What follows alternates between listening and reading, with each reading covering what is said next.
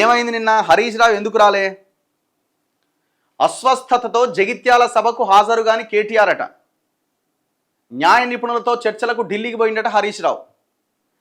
జరిగింది ఏంటంటే ఈయన న్యాయ నిపుణులతో చర్చలకు ఢిల్లీకి ఏమో హరీష్ రావు పోయిండు.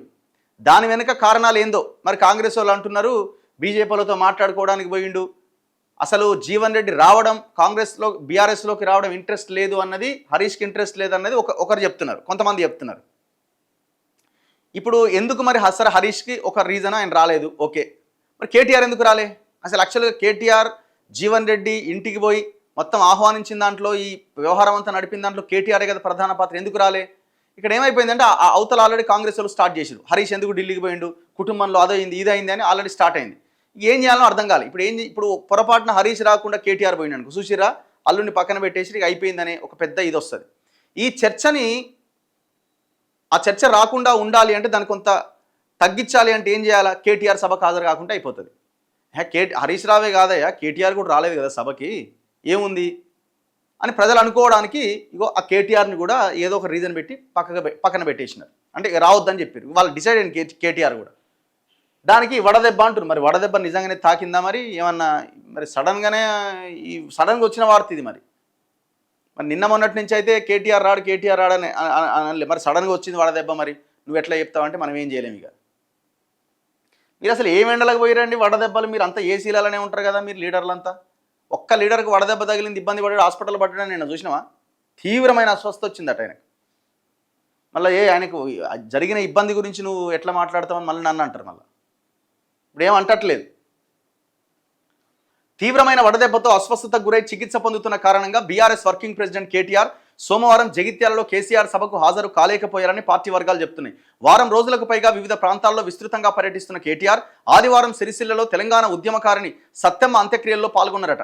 ఆ సాయంత్రం నుంచి తీవ్రమైన జ్వరం, డీహైడ్రేషన్, తలపోటు వంటి వడదెబ్బ లక్షణాలతో బాధపడుతున్నారట. అయ్యుండొచ్చు, ఆయన అంత్యక్రియల్లో పాల్గొన్నాడు కదా. దీంతో వైద్యుల సలహా మేరకు ఇంటి వద్ద చికిత్స తీసుకుంటున్నారు అని బీఆర్ఎస్ వర్గాలు పేర్కొన్నాయి. అలాగే అసెంబ్లీలో BRS deputy floor leader Harish Rao కూడా జగిత్యాల సభకు హాజరు కాకపోవడంపై పార్టీ ఒక ప్రకటన విడుదల చేసింది. పార్టీ ఫిరాయింపులు, కాళేశ్వరం కేసుల నేపథ్యంలో న్యాయపరమైన చర్చల కోసం గులాబీ అధినేత కేసీఆర్ ఆదేశాల మేరకే హరీష్ రావు, మాజీ ఎంపీ బోయినపల్లి వినోద్ కుమార్, రాజ్యసభ సభ్యుడు వద్దిరాజు రవిచంద్రలతో కూడిన బృందం సోమవారం ఢిల్లీకి పోయింది. ప్రస్తుతం హైకోర్టులో విచారణలో ఉన్న పార్టీ ఫిరాయింపుల కేసు, కాళేశ్వరం ప్రాజెక్టుకు సంబంధించిన అంశాలపై సుప్రీంకోర్టు సీనియర్ న్యాయవాది ఆర్యమ సుందరంతో సమావేశమైంది. ముఖ్యంగా కాళేశ్వరం కమిషన్పై త్వరలో హైకోర్టు తీర్పు రాబోతుండడంతో పాటు పార్టీ ఫిరాయింపు ఎమ్మెల్యేల కేసులో న్యాయపరంగా తీసుకోవాల్సిన తదుపరి కార్యాచరణపై ఆయనతో సుదీర్ఘంగా చర్చించారు అని పేర్కొన్నదట. ఇప్పుడు ఈ రోజే ఎందుకు పోవాలండి? ఇప్పుడు అక్కడ మీటింగ్ ఉంది అని తెలుసు కదా, మరి ఆ మీటింగ్ రోజే ఎందుకు పోవాలా? అంటే ఈ సభకి కేటీఆర్ అటెండ్ కావాలి అనుకున్నారు అని మీరే చెప్తున్నారు, ఓకే.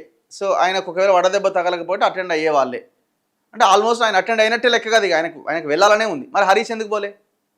ఇప్పుడు నిన్నటి రోజున ఎందుకు పెట్టాలి మీటింగ్? ఆ ఆర్యం సుందరమో ఎవరో ఆయన అడ్వకేట్ రేపు ఉండడా, ఎల్లుండి ఉండడా, ఇంకో వారం రోజుల తర్వాత ఉన్నాడు. ఇప్పుడు ఆ కొంపల మునిగేదే ఉంది. కాళేశ్వరం మీద మళ్ళీ ఏమైనా వచ్చి బయటికి తీసుకొచ్చి అరెస్ట్ చేసే ప్రయత్నం ఏమైనా జరుగుతున్నదా? సిబిఐ ఏమైనా ఎంటర్ అయిందా? లేదు కదా.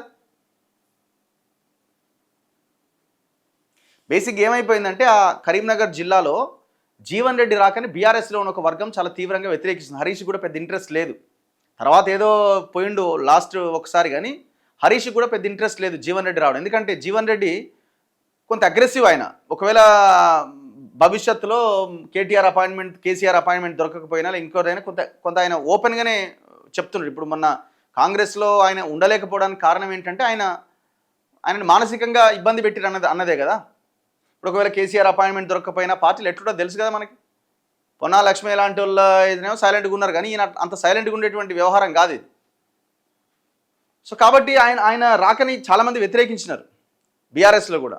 సో దీంతో హరీష్కి అది ఇంట్రెస్ట్ లేదు, ఆయన మీటింగ్కి అటెండ్ కాలే.